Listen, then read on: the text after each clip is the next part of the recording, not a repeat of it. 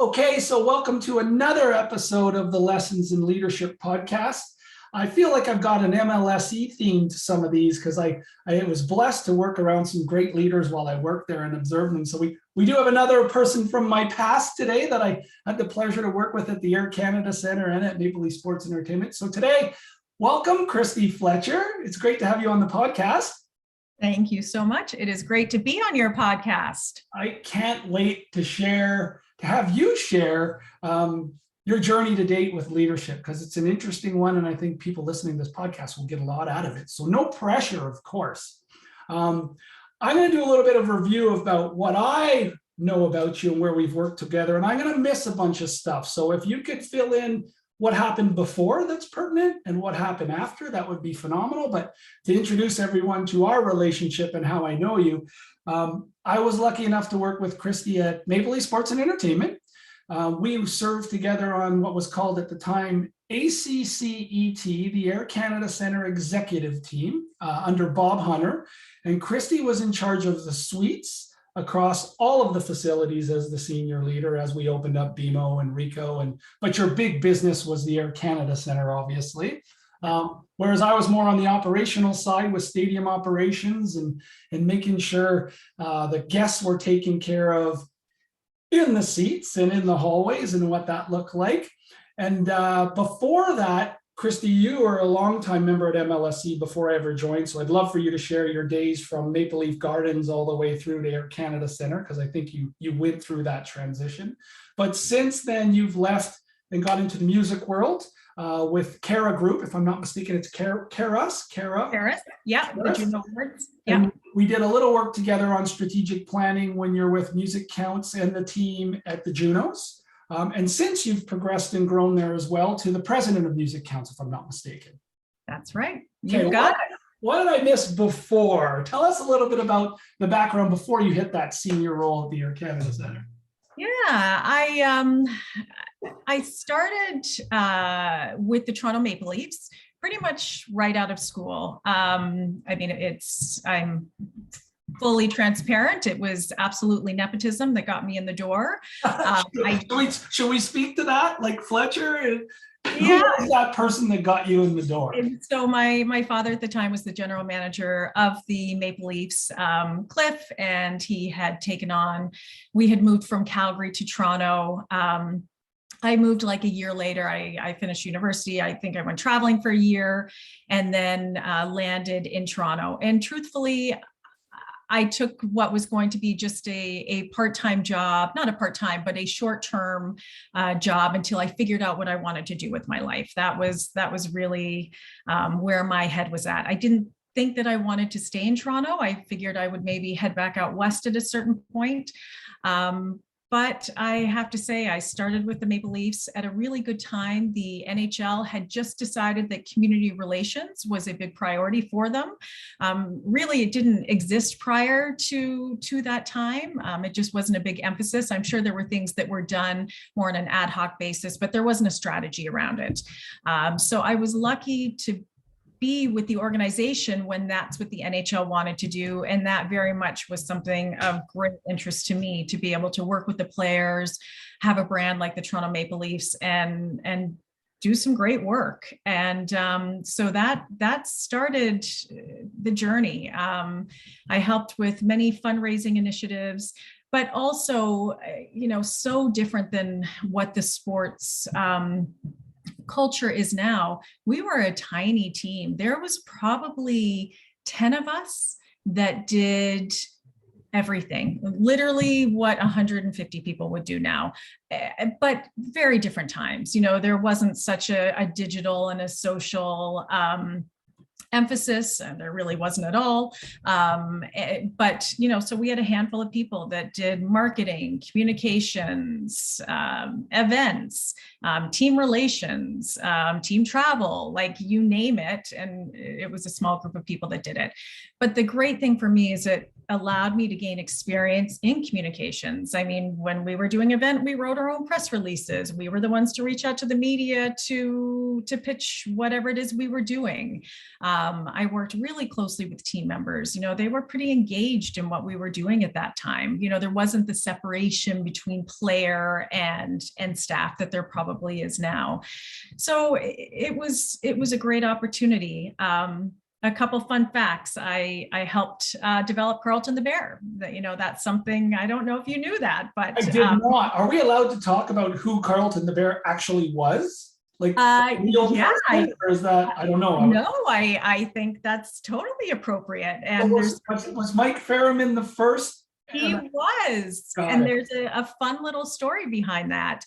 So, so it was actually Daryl Sittler, who at the time was sort of a Leaf liaison ambassador, and he was in the office, and he's like, "We need to have a mascot." And at the time, the owner was not big on having a Leaf mascot. They just thought it was too kitschy. It was Mr. Stavro, and it just wasn't. You know, he's a traditionalist, and he just didn't feel having a mascot was the right look for the Toronto Maple Leafs. So, but Daryl was really big on having a mascot. So after a lot of back and forth, we determined we would go down the pathway of a mascot, but just use the mascot during events outside of games. So if we were doing a community event, or if there was something, you know, if we were doing a hospital visit, we would engage the mascot. So, Bob Stellick, my boss at the time, was like, "Okay, Kristy, you go figure out how we're going to do this mascot." So I engaged an external group who helped design, and there were a few of us who were working on, you know, the look and feel of what would become Carlton the Bear. And it was actually Pat Park at the time. He was in communications. He named the bear Carlton, and then we were trying to figure out if he needed a number, and I'm like, well, it should be 60 if we're naming the bear Carlton. So, you know, we came up with this mascot. But then it was actually finding who was going to wear the mascot, and we had an open house coming up, and we really wanted to launch the mascot at the open house. So it just so happened the week before the open house, we were conducting something called Breakout. It was a big NHL initiative. It was a big outdoor inline hockey tournament. And we had a bunch of volunteers. And one of our volunteers happened to be this gentleman by the name of Mike Ferriman. And a good friend of mine at the time introduced me to Mike and said, "Well, you know Mike, you know how I know Mike. He was the mascot at Western. He wore the Western Mustang." Oh, I didn't know that about Mike. Okay. Yes, he was one. I guess there were a few, but he was one of the Mustang mascots. So I'm like, "Are you kidding me? I need a mascot next weekend." So I said to Mike, I'm like, "Any chance you can throw on our new mascot uniform next weekend for this event?" Well, I guess the one event turned into a full-time job, and then ended up being Carlton the Bear for many years. I think there have been a couple since him, but yeah, he was Carlton the Bear for at least 15 years, I think. And he grew his career within MLSE in game ops, not just, you know, being Carlton. Absolutely. He ended up being, was it director of game ops or manager of game ops? Director? Yeah, he did, and he's still there. So he's still working with the organization. Great guy. So funnily enough, that, you know, that's my detour in the Carlton the Bear story and the mascot story. But so yeah, when, you know, I started with a very small organization, I was able to gain knowledge across many different businesses within the Toronto Maple Leafs, so that when the Leafs and Raptors merged, which happened, I guess, around 2000. And there was a lot of uncertainty. You know, none of us really knew what that was going to look like. It ended up that, you know, it was really the Raptors management who were taking over, you know, the Leaf team. So there's always a bit of nervousness there, but it ended up being Richard Petty. And I know you've had Richard on your podcast, and he was just a phenomenal leader. So it worked out for all the employees, working under someone who, with such great leadership, and really just opened up career opportunities for me too. I was able to work with the Leafs and the Raptors on their community teams. I loved my time doing that. And it gave me a taste for really, you know, I've kind of come full circle now and getting more into the the work that I'm doing now, which is sort of, whether you want to call it social profit or not for profit, but yeah, I'm back in this world. So, and then I guess by the time I met you, I had done a few different stints along the way and ended up more in the executive suites and then premium seating area of Maple Leaf Sports and Entertainment. So I think by the time I left, I probably had, 30 full-time employees and many more part-time employees, and big revenue from a business responsibility perspective. I mean, it yeah, was big. I think I remember. Now I'm getting old, Kristy, because geez, I've been gone from MLSE for probably at least 14, 15 years. I think I left BMO Field in 2008. Oh my God, I'm getting old. Anyways, where I was going with that is I remember conversation in ACCET, asset, I think we used to call it. that's And right. the challenge you were having with suites at the time, don't quote me on the numbers, but I think they were getting up to $546,000 a year, which included Leafs and Raptors and the first show of each concert, not all the shows. That's right. Yeah, I paid attention to you. Yes, my gosh, you remember better than I do. When you got to that stage where business was shifting, like corporate dollars were being under a microscope of what they were spending on entertainment, you saw that. And then I think at the time you came up with the concept of quarter suites. So you could still get the 546, but you were getting it from 4 different businesses. But the reason I shared that was one suite. And you had multiple suites on multiple levels. I mean, the revenue you were accountable to in the Air Canada Centre and then BMO Field would have been about what, do you think, back in the day? Probably between both at that time, 70 million. And then by the time I left with the premium seating business and the suites, it was over 200 million. Wow. So it's significant dollars. And you're right. I think the period you're talking about was when we had a real market correction. There was that, financial crash, so to speak, and a lot of businesses were scrutinizing how they were spending their dollars. And there were also some government regulations that came in that weren't allowing the same types of write-offs. And, when you lose that component of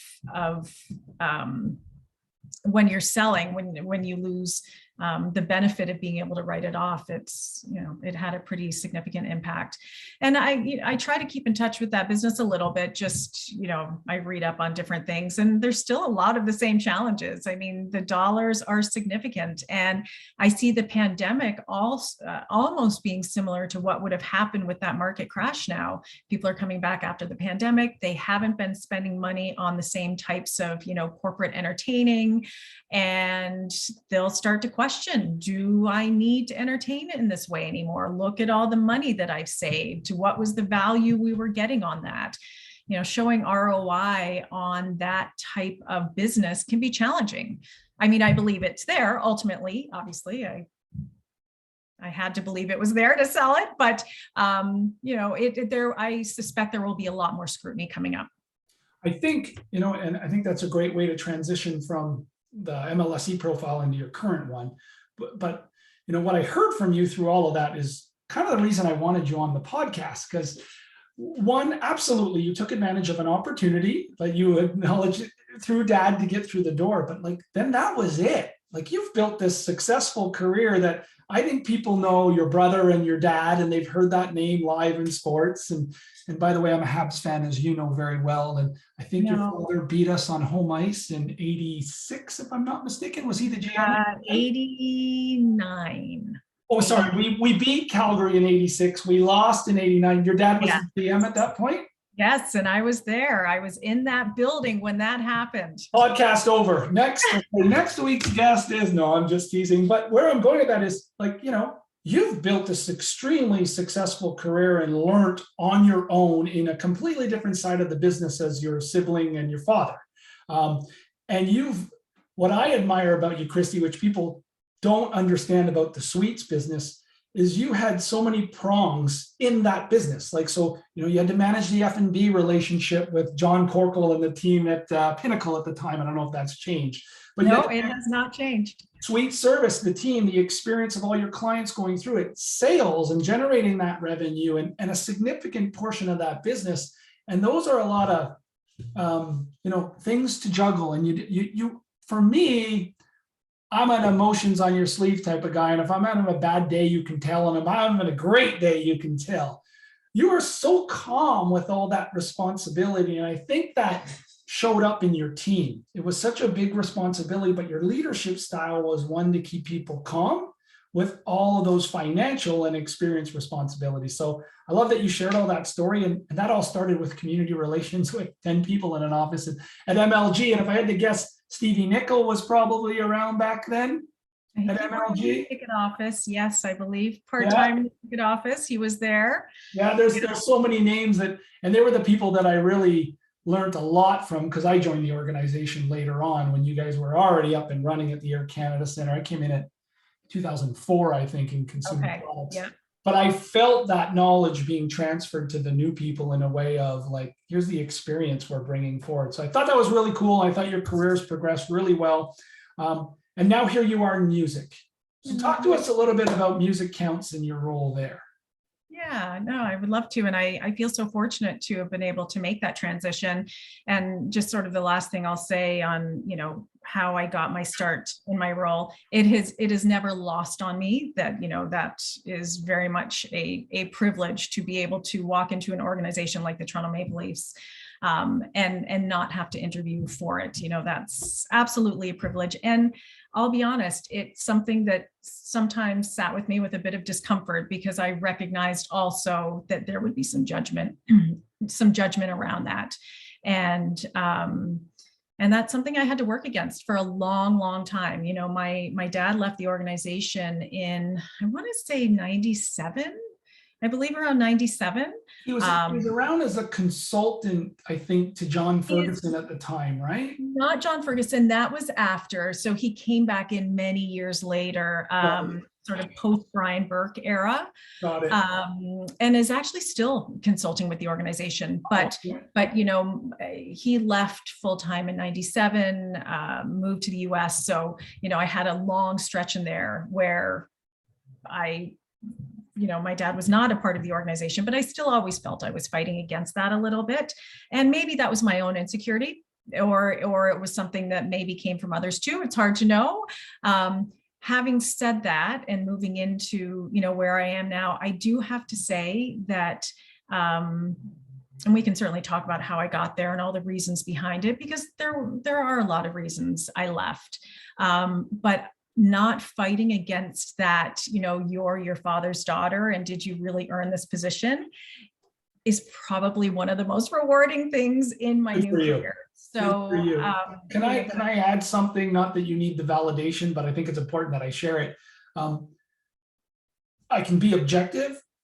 No, I didn't know you were Cliff's daughter until probably 4 years into the job. You earned your own path there. Yes, nice of you to acknowledge that it got you through the door, but you earned everything along the way, Kristy. And I never heard the dialogue ever in the, 5-6 years I was there, that's a hockey family person, or it just wasn't talked about. You earned your stripes. And I think that's really valuable, because I could only imagine, you shared, and then we can move on from this, but I love that you're so open and transparent about it. That would carry a little weight. Not only, hey, are people wondering if I got this opportunity on my merit, but the pressure of living up to that name. I can only imagine that was part of it too. And I think you blew it out of the water. I think Kristy Fletcher is Kristy Fletcher and has earned every friggin' thing she's got. So let's keep moving on to the next part. Let's talk about MusiCounts. Yeah, so it was about 7 years ago now, which is just so hard for me to believe. I was looking for a shift, and I was, I knew I had been so fortunate to be a part of MLSE, but I wasn't happy. And I don't use that word lightly, because it's not always just about being happy at work. the reality is we're not always going to be happy. But I was at a crossroads, and, on paper, I had a degree of success in sports, and particularly as a woman in sports. And I knew that, but I was at a crossroad, and I wanted a change. And, when I look back now and try to define what that was, it was, probably a number of things. I had been with one company my whole life, not within the same job. The company had changed significantly, but I wanted to know that I could start over. For whatever reason, that was just something that there was a fire in me, and maybe that's something you can relate to as well. But also, our company had undergone very significant leadership changes over the previous couple of years. You and I worked under Richard Petty for many years. Yeah. Under Bob, even my first boss, Bob Stellick, I'd had so many leaders, and I think I took for granted really strong leadership, because honestly, it's all I had known. And that is rare. I recognize now that is very, very rare, probably very, very lucky. So when there was this significant leadership shift, the alignment with my values just wasn't there anymore. And I had to have a lot of self-dialogue to just think, am I being crazy here? Like, would I actually consider walking away from what this is? There were a lot of great perks being a part of that organization, a lot of people that I loved working with, an environment that, for the most part, with my day-to-day employees, they were fantastic, but it became clear that I needed to make a change. And, I was in my mid 40s at the time. And as a woman in your mid 40s, that's a pretty scary proposition. Transitioning at that time is, it's scary and it's risky. There are consequences to doing that. There's, when you take something that you've worked for, you've developed personal connections, you've developed professional connections, so walking away from that can be really complicated. But I ultimately decided that's what I needed to do. And I leaned into it. And it took a lot of explaining, a lot of explaining to my family, a lot of explaining to my husband, even my kids, my social network. But when I did it, it was so liberating. And I have to, we talk about feeling like this weight being lifted off your shoulders, but it really was at that time, and which told me that I did the right thing. So I spent, it was about a year. I wanted to take a year. I wanted to spend time with my family. I wanted to walk my kids to school, something I'd never been able to do during, their entire childhood. And, so I was able to look after myself physically and sort of re-engage with friendships that I probably, abandoned for some time, not purposefully, but just by not having enough time. And then I very purposefully kind of went about finding my next job. And I knew by then, just by learning what I didn't like, and sometimes I think having leadership that doesn't align with your values isn't such a terrible thing, because it really teaches you what you don't want. And I sort of went looking for what I did want. And I literally, the day I walked into the MusiCounts office for my interview, I knew when I walked in the door, I was going to work there. I just kind of walked in like, yep, this is where I'm going to be. And luckily it worked out. So amazing. Here I am. And what is that? So sorry, before I ask what that role is today, and maybe you can introduce the audience who don't know about MusiCounts, what MusiCounts does. I did the same soul searching as you did. I was lucky though. I was not in a position where the leadership changed. Like when I left, Richard was still there. Bob was still there. For me, it was professional development. Like Bob was awesome. Bob gave me the BMO Field opportunity. He held my hand all the way through it. And then he'd sent me out to Oshawa when we were finishing off that contract, and then Rico, and then made me senior director of the Air Canada Center. But at a point I was capped, and I needed more learning because I wasn't going to go anywhere. I had Bob in the position. I saw people like yourself Patty Ann Tarleton, like some amazing people. Like, okay, I know where I fall and where the learning opportunity is going to present itself. And that's going to have to be elsewhere, because ultimately I didn't want to be the president of an organization. That was my goal. I didn't apply to MLSE. I got recruited for consumer products. It wasn't like I grew up saying I want to work in a sports and entertainment company, even though I grew up loving sports. And so I wasn't one of those people that was like, I got to be here forever. Because in fairness, best job I've ever had, by the way. If I could ever become president there, I'd go back in a heartbeat. Like, that would be the only thing that would get me out of the consulting gig is, president at MLSE or president for the Habs. And you never know, right? I'm sure they're hiring right now at MLSE for a president. I hope they see this podcast with the other 199 people. And but to your point, some people are wired, and there's not a right answer or a wrong answer. Some people are wired to look at your situation and go, there's a little bit of a conflict with my values. Even though I've got to trade all this, I've got to pursue that. And you did that. And for me, it was like, even though I'm in a great spot, I got a great boss at that time because it was different leadership. I got to grow. And for some people, it's like, no, wait a second. If I looked in the rearview mirror, I don't think the grass is going to be greener anywhere else. And I'm going to stay in the role I'm in, and I'm going to be happy. And that's okay too. And again, I think some of those people are onto something, because I love that experience. Having said all of that, you made the jump. It turned out positively for you.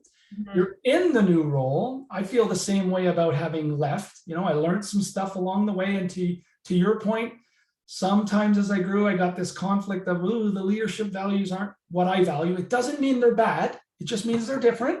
Absolutely. I don't lead that way, so it's time for me to do something different. You did all that. You did that journey. Now you're here. What do you do? I know what you do because I've worked with you, but what do you do for the people listening to the podcast today? What's your leadership accountability today?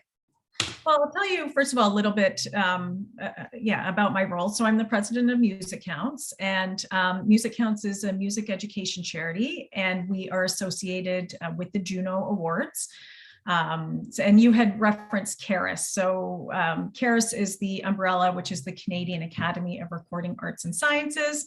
And under CARIS is MusiCounts, the Juno Awards, and Canada's Music Hall of Fame. So we've got three kind of great music brands under our CARIS umbrella.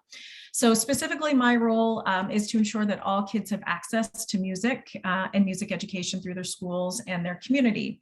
So we achieve that in a number of different ways. We have granting programs where we provide instruments to schools, to community centers. We've got incredible resources, music education resources, where teachers can take some of the work that we've done and teach the students all about the music industry. So a lot of what happens in music education these days is it's a very traditional form of teaching music, but kids want so much more than that. So we've got a program on, around hip hop. We've got a program on music and mental health. We have a program that teaches high school kids all about the myriad of music opportunities that exist within the music industry outside of performance. So, there's so many incredible things for students to learn and to strive for in post-secondary studies. So we're trying to introduce them to that. So that's sort of the bulk of what MusiCounts is about. I've been there for about 5.5 years now. As I said, I feel really fortunate to work in this sort of social profit sector. It does align with my values.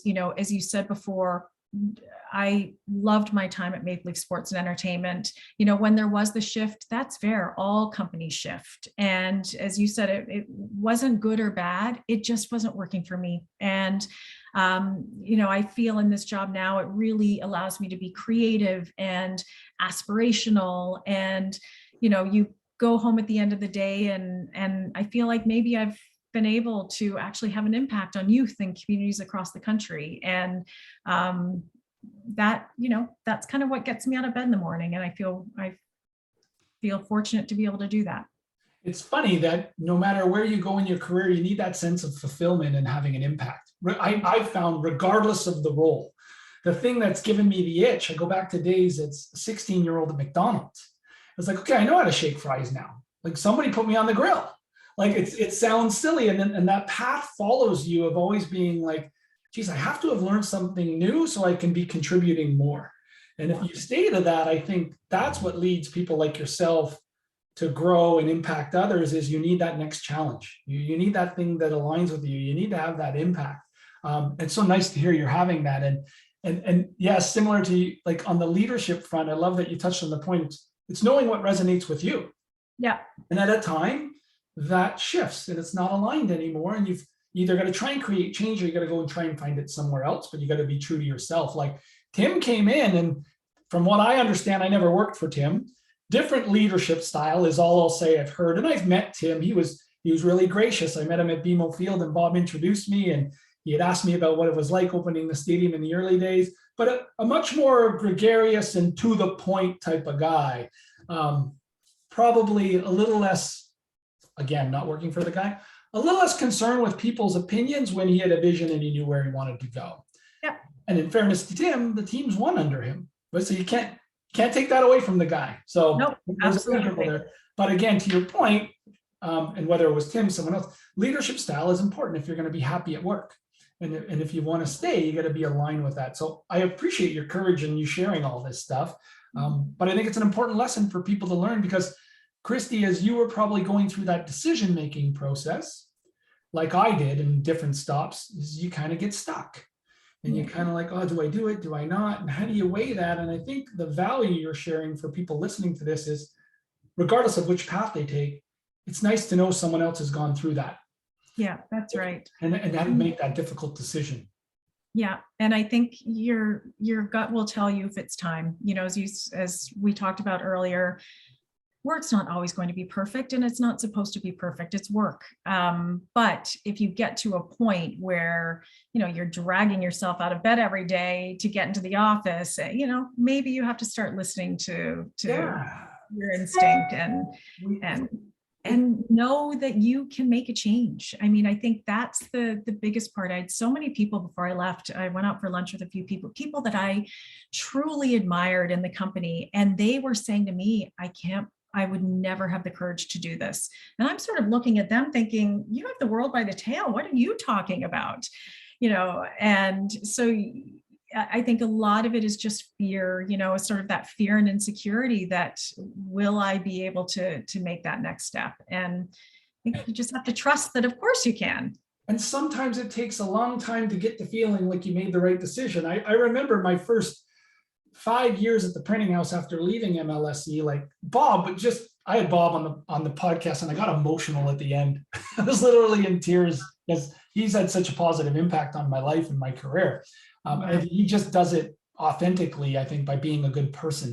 He wouldn't tell you about a servant leadership philosophy and what is he'd just say, like, I got to take care of you. Like, you know, I got to show you what I can. So Bob was really good for the first 3 years. I swear to God, the poor guy, I feel like I was part of his family. Like every month we'd go for a beer and dinner and I'd be like, I think I want back in, or how do I get back in? And I'm looking at this job with Pan Am Games and I'm looking at, and he would just listen. Like he wouldn't say, yeah, like he would just, but it took me 4 or 5 years to feel real comfortable with the decision of leaving that place. And the reason I share that is that's how tough a decision it is for people when you've been somewhere a long amount of time. So I'm sure there are a bunch of people listening to this podcast going, holy shit, they went through it too. Yeah. What they do with that decision is their decision wherever they're at today, but it's a normal thing to go through and it's a tough call to make. Of course, so much of your identity is tied up to your job, but you have to have a network around you supporting you, you know, reinforcing that, yes, you're allowed to make a change. Yes, it's okay to feel vulnerable. Yes, it's okay to feel insecure. Those are all natural emotions, but you have to go through them to like get to that next great place. Yeah. And I love that you said, you know, you simplified it, but it's true. At some point you'll know when you have to trust yourself. Yeah. And it takes all of us a different amount of time to get there. Like when I made my decision to leave, I was happy with my bosses. I was happy, but I was like, I'm not learning. I'm getting frustrated. Like I'm ready for Bob's job. Now, was I? I don't know. Just to be clear, I wasn't friggin' ready for BMO Field. I learned that the hard way. It took me a while to get comfortable in that role, but I eventually learned it. but I felt like I was ready. And then eventually it became too much. It was like, okay, I'm not learning, I got to go. And that journey probably took me a year. Yeah. Oh, yeah. And it probably went as fast as it did because I could see the writing on the wall with, no matter how great I do, Bob's not moving up to Richard's chair. At that time, it was pretty clear that Tom was going to be the next guy. And Yeah. Bob would have told you that. And I don't know if Bob even wanted the chair. But I could see the writing on the wall, so it made the decision easier for me to go. But again, we'll move on from this. But for anyone out there kind of sitting in a role of, do I stay or do I go? Please know that the process is important and a lot of people go through it. You can end up positively on the other side, no matter how long that takes. That's right. Let me ask you a little more specifically, and thank you for your time. We're doing good. We still got I promised you no more than an hour, and we probably got about 20 minutes left. Are you okay? Absolutely. Okay. Who's influenced your leadership style? If you could, and you can pick more than one, but if you could share at least one person, both personally and professionally, that's influenced you from a leadership perspective by observing them, who was it and why? Could you share that with us? Yeah, definitely. I would say, as far as professional leadership, my boss, when I first started at the Toronto Maple Leafs, was Bob Stellick. Bob is still someone who I consider a great friend, and I couldn't have asked for a better first boss.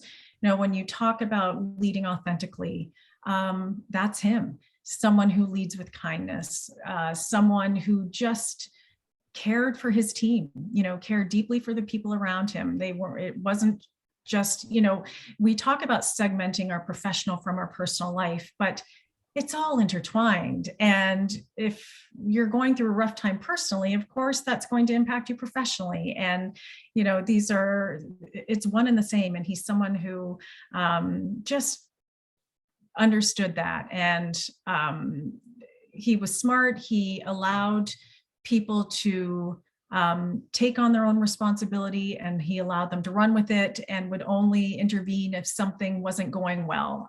He was always quick to praise and quick to support.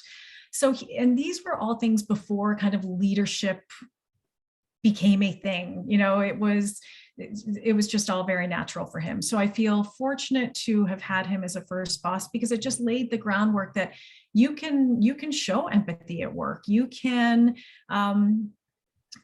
be kind. It doesn't have to be competitive. You can strive and have goals without trying to chop out someone's knees of someone next to you. We can all succeed together. And he very much fostered that within the workplace. I would say another leader, and I know it's probably often used when you talk about your parents, but I really did learn so much from my dad in the way of working with people. My dad just has a way to relate to everybody, sometimes to the point where I'll look at him and go, oh my God, Dad, that person is just an asshole. Why, what good are you seeing in them? He could always find good in people. But he taught me to never burn a bridge. And I'll use the example with him. I remember him saying it in many different ways throughout my life. You don't have to burn bridges. If you're ready to move on from something, move on, but you don't have to burn a bridge. And, perfect example for him, when he was fired from the Toronto Maple Leafs, probably, like I said before, I think around 1997, he was rehired actually as the interim GM and then the GM after Brian Burke's era. I don't want to hazard the year to guess the year because I just can't remember, but that never would have happened had he left the Toronto Maple Leafs and just trash talked. He had an opportunity to go to the media and talk about all the things that transpired around his firing and the things that he wanted to do and couldn't do because he was handcuffed at the time by ownership. Like he could have, and he didn't. And because of that, he ended up back with that organization. So to me, that was just such a full circle moment that, this advice he's given and how valuable it is. So I really try to take that to heart. And again, I try to take to heart that you can work with most anyone. You just have to find that common ground. And he was so good at doing that. And, I've tried to learn that from him. And I've had so many good bosses. I said earlier, those are just a few examples, but I really am lucky, fortunate to have had some great bosses. And you've named so many of them. Bob Hunter, what a wonderful human being, and someone great to work with. John Lashway was one of my first bosses when we became sort of the MLSE, when the Leafs and Raptors merged. Just again, what a phenomenal human being. So I've been so fortunate. My boss right now, Alan Reed, he is the president of Caris. Couldn't be a more quality human being. Again, empathy, kindness, understanding, just all the attributes of people that I want to spend my time with. Awesome. First of all, I love that you shared who you were influenced by, both personally and professionally. I love that you're observing. This is what I admire about strong leaders like yourself, is they can quickly identify the behavior that they align with, right? And for you, for your dad, sure, your dad was a great leader, very successful hockey career, and has won at all the levels, and very respected name in that world. But the simplicity in the behavior that you talked about, like he has the ability to connect with anyone, even at times where you question him doing that, like he finds a way to work with people, he can relate to others. And the lesson you learned about never burning a bridge, those are all behavior-based things that create the result in the career. And you spoke to that about Bob, John, and Alan as well. So it's really, and again, Bob Stellick from the very beginning, like I didn't hear you talk about leadership process and developing your career and professional. I heard you talk about leading authentically, leading with kindness. He was quick to praise and he empowered. Simple behaviors that it seems leaders tend to forget are what impact other people, which really impact business. Yeah, right? We are productive for people we respect and admire and think have our back. And that's where results come from on the long term. Yeah. I think it just so much comes down to trust. So many of these behaviors create trust. And if you can't trust the people you work with, it will never be successful. You won't be successful personally. And I don't believe the business will be successful in the long run, if you have a team of people who just don't trust each other. Short term, you can scream at people and the fear of losing their job will help them generate a result, but long term, it won't keep them and they can't continue to produce that result. So let's shift. We've got all these great stories and these great experiences that you've had. Let's talk about one failure. Can you point, and I don't mean that to call you out on something that you've done terrible, but what failure have you learned the most from that's helped you moving forward? Could you identify something where you're like, oh yeah, I screwed that one up and here's how it helped me change, or help me improve a process, or help me improve a team? Mm-hmm. Yeah, I mean, I've probably had more failures than I can remember. To me, I think the failures that have the greatest impact are the ones that, again, that involve people. And I won't give you one specific example, but it's something that's happened a few times amongst different teams, not being quick enough to make a change in personnel when it's clearly been needed. I find my leadership, it is choosing to take care of those around me. Like that's, to me, that's sort of the essence of what leadership is. You are choosing to take care of those around you. And because of that, I always think somebody is redeemable, or this person, if we do this, and this, we can get them on the right path. And 9 times out of 10, I actually think you can. But there's always that time when you can't. And for me, it's not knowing that time quickly enough, or I think I knew it, but I fight against it because these are human beings, and I want to make sure that I've done everything I can to allow them to be successful in their position before you make that change. What ultimately, though, I think happens is finally, and for me, sometimes it's been too long. And, finally that change does happen.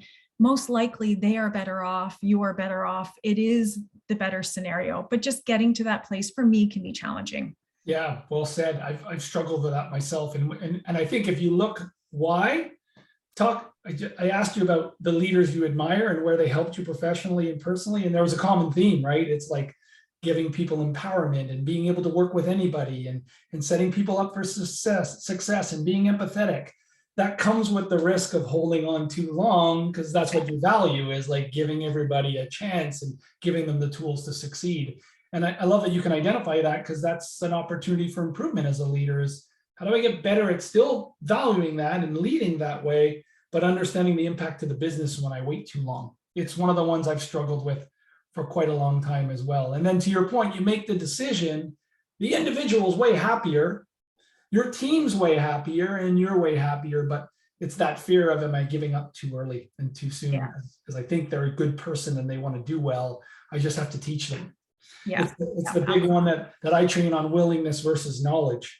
It's like, when is that divide of, it's not a knowledge thing holding them back. It's because they're choosing not to do it. Yeah. And that's the big divide. What would you tell Kristy 10 years ago? What would you wish you knew 10 years ago that you know now that could have had either a bigger impact on your career, people around you? What would that be? I think for me, one of the things about being a woman in sports and coming up through the ranks,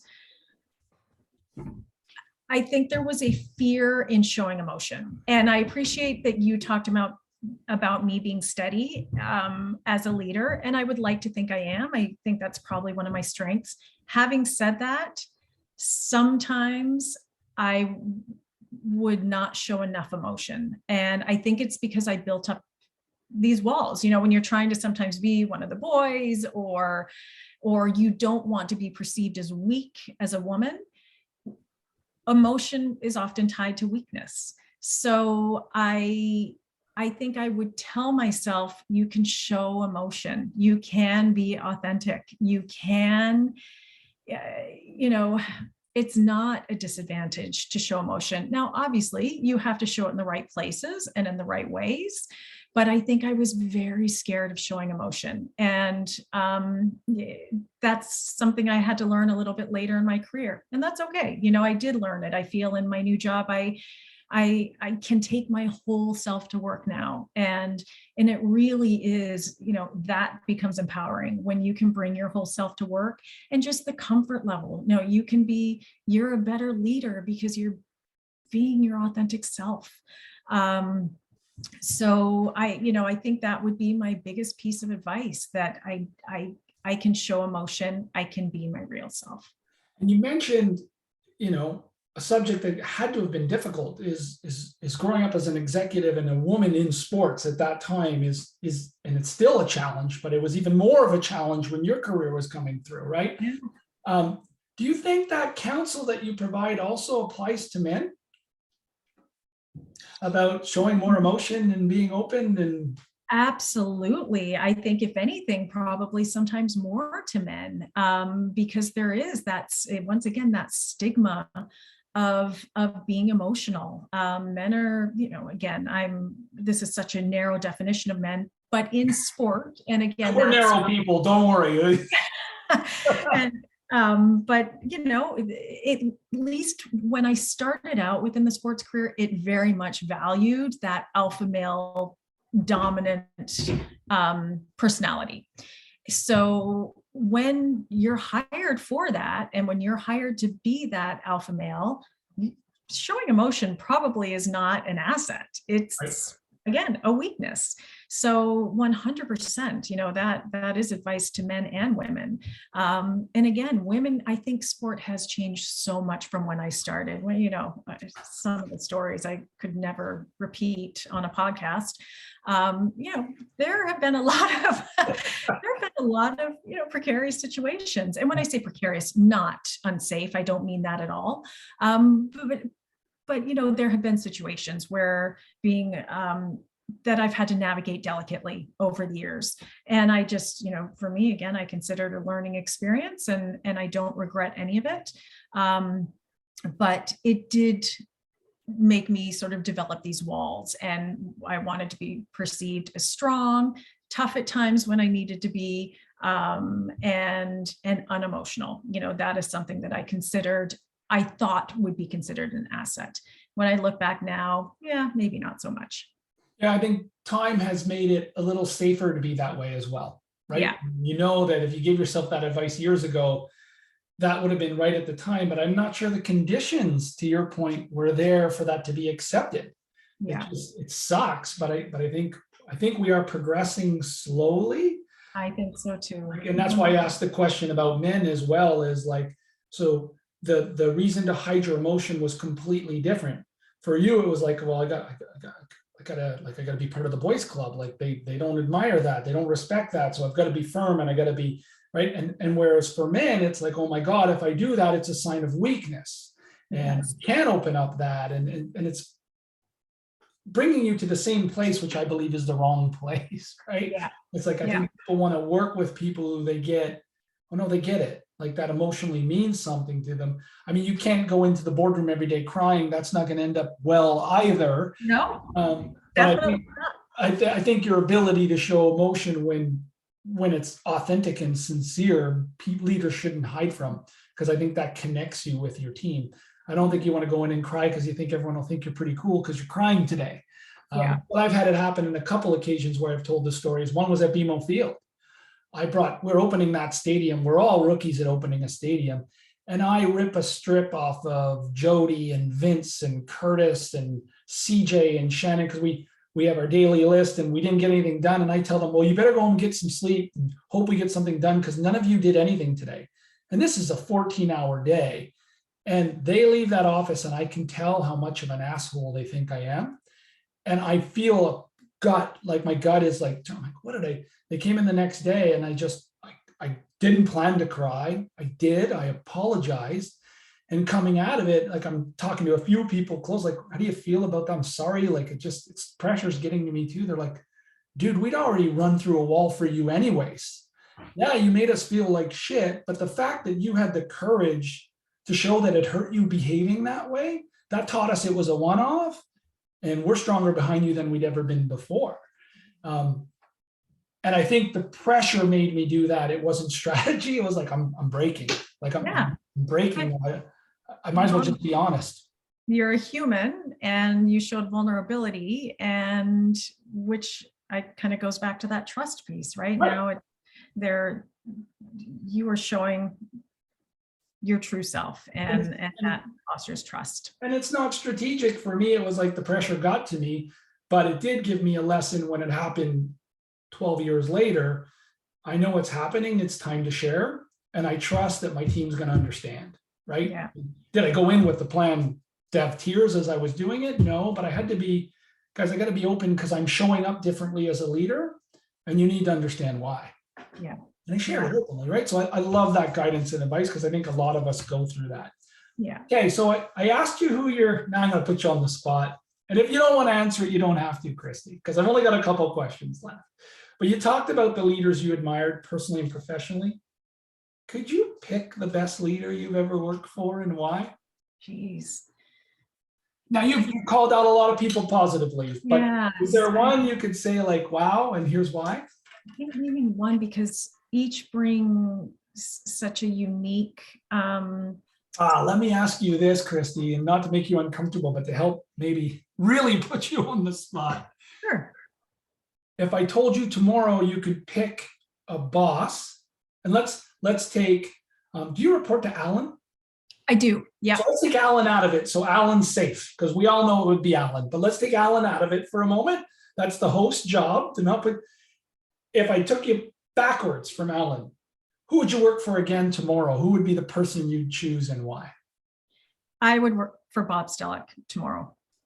Okay, and again, for all the reasons you shared earlier about all the reasons, and also he's always pushing himself to do something more and better, and he he's never really taken his foot off the gas pedal. And I so admire that. You know, he has his own business now. He's constantly, any challenges that are in his way, he seems to readjust his business and ends up, you know, thriving. So, and he's so good to his team. And a testament to that is he seems to have had the same team in Stellic Marketing for, like, he's had very little change in 15 years or 20 years or however long it's been. And I also look at the number of women he's had who have had kids. They end up back there. You know, that's something we haven't really touched on, but that can be a very challenging time for women in their career when they have kids, whether they have 1, 2, 3, whatever it is. And I just, you know, I look at this team that he assembled that is still with him, that he's remained loyal to, while continuing to grow this great business. So he sort of checks all the boxes for me. Yeah, we could have a separate podcast on that. Like, and Jody went through it, right? Like, I know. Jody loved working for Steve Marshman at Wasserman. Steve, by the way, I don't know if you know Steve.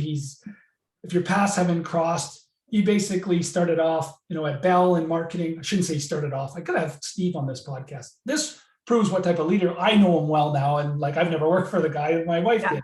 But he then ended up like going into his own consultancy, Catalyst. He got the RBC Canadian Open as one of his first clients. Then he got the CP Women's Open, and then Wasserman came from the States and bought him out. But he's still running the business as an executive vice president in Canada. They've brought on a hockey agency, all those. Steve was great. Jody wanted to go back to work for him, but the reality was travel became an issue, right? Yeah. We're in Guelph because hubby moved and got the job at Fusion, but he was so supportive of her. That's where she wanted, and he wanted her back, but it just didn't work out. And I know not all women have that experience, right? Yeah. There's a choice between child and career. And I don't think that's a fair one, but we could have a separate podcast. No, but the one thing I will say, I think if there are a few silver linings from the pandemic, I'm hoping this might be one of them. I think people are now recognizing the ability to work remotely, the ability to conduct some meetings where you would normally travel over Zoom, far less cost, and it will allow women who are young parents to stay in the workforce. So I hope we start to see that shift. I think it's time. I recognize one-on-one in-person interaction is always going to be best. But there are many situations where you can conduct things virtually. You can work from home. You know, you don't have to see your team every day, all day. You can find ways to balance, and I think that will help maybe with this juggle that women seem to have. Yeah, I think what we're going to find out through this pandemic is that leadership behaviors are going to be more important than ever. Yeah, that's right. I know a guy who wrote a book.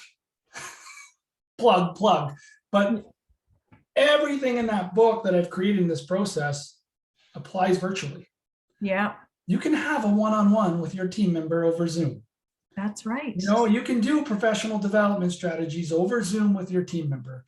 You can do a connection meeting over Zoom. You can even coach during the game over Zoom. You can observe what's going on. So like, I think leadership's going to be more important than ever for trust and to create productivity while you flex with hybrid workforce and helping people through their lives. And the beauty is spotlight's on leadership now, because guess what? This generation won't work in a place where they don't get that. That's right. Most people are going to say, sorry, to your point, the pandemic was a reset. And I got to find a job that I love, that I can contribute at while enjoying my life. And so it's an interesting time. Let me ask you this. I got 2 last questions for you. Are you okay for time? I absolutely am. Yeah. Okay. I'll be less than 5 minutes, and we would have taken our hour because I started a little late. My apologies. 1, what would your parting words of wisdom be in general, for anybody, whatever industry they are, who is trying to grow their career as a leader? Trying to grow your career as a leader. Well, I guess if we just start with trying to grow your career, advice, I would say never lose touch with your network. The one thing that I found when I was transitioning from one job to an entirely new career, I needed to lean into my network more than I ever had. And I would say while I was at MLSE and things get busy, you're in one place for a long time, I wasn't leveraging my network as much as I should have been. And I quickly realized that when I was in this, transition, and I reached out to so many people. It was so wonderful to reconnect with so many of them. And it's the piece of advice I give, because I was lucky. I had a network to lean into. I might have lost touch with a few people, but we were able to quickly reconnect. But that's so important, because having that network that's what's going to allow you to make changes if you wish to. So I think that's really important. I would say also, just kind of picking up on the theme of what we were just talking about around, if you're a working mother, if you are thinking of having a family, you're not always going to be perfect at everything all at once. You are going to take your foot off the gas pedal in certain areas at certain times, and that's okay. I think for me, I was just so caught up in, if I wasn't doing everything perfectly, then I was a failure at all of it. When you go back, what would I have told myself maybe 18 years ago when I was pregnant with my first child? It's okay not to be perfect at everything all the time. That doesn't mean you're a failure at everything. You will have times, there's ebbs and flows. There will be times where this is up here and this might be falling down a little bit, and then that'll change from month to month, and that's okay. So, don't let that perfectionism hold you back. As far as, what would I do on a leadership journey? This is something Richard taught us. There are a lot of great books out there, and yes, you have written one of them. Thank you for the additional plug. No, for sure. And, there are some amazing books, and even just blogs. Like, if you're not sitting down to a book, there are so many great blogs to read. There's so much good information on LinkedIn.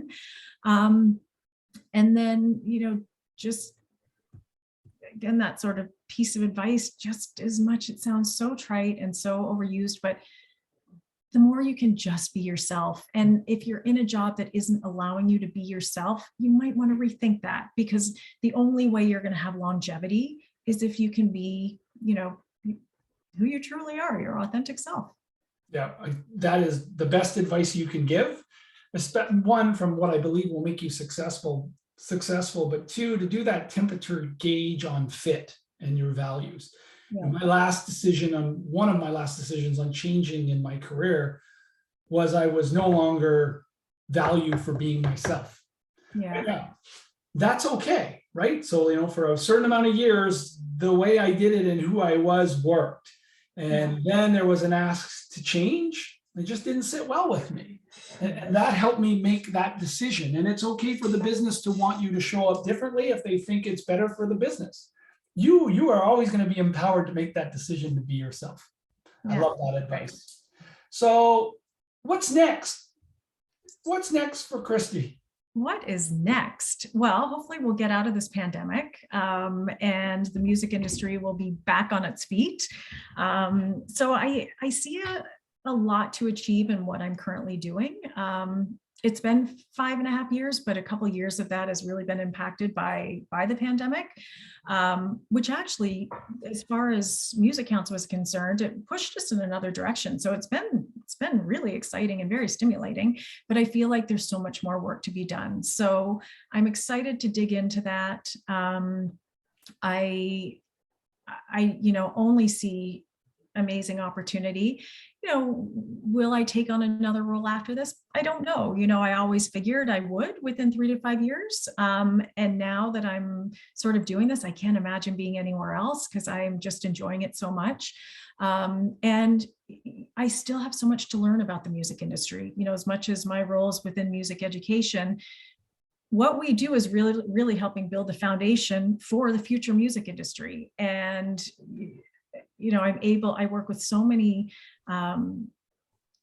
incredible people, so many incredible artists.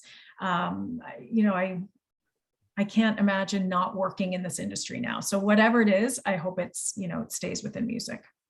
Awesome. Well, thank you so much. This was great. It was one, great to reconnect with you, two, to get you to share your story with the listeners of the podcast, which is kind of cool. So if you'll please say hi to Jim for me, I'd appreciate I will. that. Please say hi to Jody. And Will? I'm not like super active on social media, but I see, all your house decorating and all that stuff. So it's amazing. She's done all of that. And Yeah. I don't know your father, but tell him I forgive him now for 89. I've let it go. So I think that's He started with the Habs, right? I did That. want to get into this because you had mentioned this in the past. Did he work with Scotty Bowman? He did, yeah. And then he and Oh. Scotty were both fired from the Canadiens and went to the St. Louis Blues. My gosh, because the Habs didn't do very much under Scotty Bowman at all. So I get that. No, I'm just teasing. Yeah, it was weird. I think they had made it to no, sorry, they didn't get fired from Montreal. They got fired from St. Louis together. So Scotty went to St. Louis and then brought my dad. Okay. And then as the assistant GM, and then they made it to the, I think, semifinals 2 years in a row. And then they both got fired. I don't know. I guess the new owners were expecting they would win the cup every year. Because when you think about Montreal, those were the heydays, like the Scotty Bowman years where I remember as a kid, he's the first coach I remember as a little guy. I was like, you got to remember, I was blessed so people ask me about working at MLSE, and then I swear, because we'll talk hockey forever, but I remember at and people, my friends, are like, how's it like working for the Leafs, right? Because that's how MLSE was kind of known within my network of friends who are Habs fans. And being a Habs fan, I said, I gotta tell you, as much as, listen, even to this day, when the Habs are playing the Leafs, it's no question. Yeah. It's a great joy in last year's collapse. Having said that. You and Brendan, I recall. It's true. Having said that, they quickly became my second favorite team. And I'll tell you why, and this is sincere. That fan base is ridiculously loyal to that team. And how could you not want that? Because I grew up as a young kid, watching them win. Remember, I was born in 72. And from 72 to 80, now granted, I wouldn't remember 73, 74, but as a little guy, a 3-year, I saw it all the time. And then we won in 86, we lost in 89, we won in 93, even as a team. Yeah, kept going. I know what that feeling's like. Yeah. I haven't felt it in a really long time. And it was good to feel it last year, even though we didn't win. But where I go back to that was exciting though. That fan base. I know. Well, Jim, you always talk about, so Jim was born in 67. The last time the Leafs won was the year he was born. And he's Jim. been What's up, Mark? a fan since, and they've never won. And how does any team not make the playoffs for 8 years? Will was born in 2004. He's never seen them get past the first. My son was born in 2004. They've never made it past the first round. I can tell you as a Habs fan, this will be they're going to do it this year. I don't know if they're going to win. Kristy, this was awesome. Thank you. I love that Jim was able to pop in and say hi too. I'm keeping this on the podcast. I hope you're okay with this. I'm not cutting it out. Oh, okay. He's keeping you on the podcast. Jim's in. I'm sure he's fine with it. Awesome. What's that? We got to recruit you to come play in our Withrow Park Ball Hockey League. Are you not retired now, are you? I'm living in Wasaga, so if I was going to play anywhere, it wasn't going to be back in Oakville with the Halton Leafs. So I'm open game. I'm a free agent. All right. I'm in. No. If you need an 8th defenseman on a 7-defenseman team, I'm your guy. Hey, listen, we're all 8th defensemen or 9th forwards now. Yeah, I tell you, Jim, at those World Championships, no one opened the bench doors faster than I did. Hey, but you were there though. I was in uniform. I got a medal. I was there. That's amazing. My question is, how did Malk survive so long? When I coached him at U of T, he smoked and drank his way through university hockey. I tell you, at the Worlds in Bermuda, he was the best player on the rink. Oh, and he was the best player on our team. Like the kid could score like there's no other, but he could never finish the fitness test ever. Who was that? Ian Malcolm. That's right. We used to have a 4-mile run, and we were always guessing between he and Scott, his brother. Yeah, Scott. Which one would bow out first? It's funny because Scotty played ball hockey with us too, and I can validate that that's still the case many years later. Great guys, though. We love them to death. Good dudes. Awesome. Well, Kristy, thank you so much. And Thank you, Mark. I appreciate you having me on. yeah, I think you shared a lot of value. So I hope everybody gets a lot out of this one too. So thanks for doing it. And I hope we can connect in person soon, have a beer, and we can all catch up. That would be great. Yeah, if we're up in Wasaga, I will let you know. Awesome. Thank you. Okay, say hi to Jody. I will do. Bye.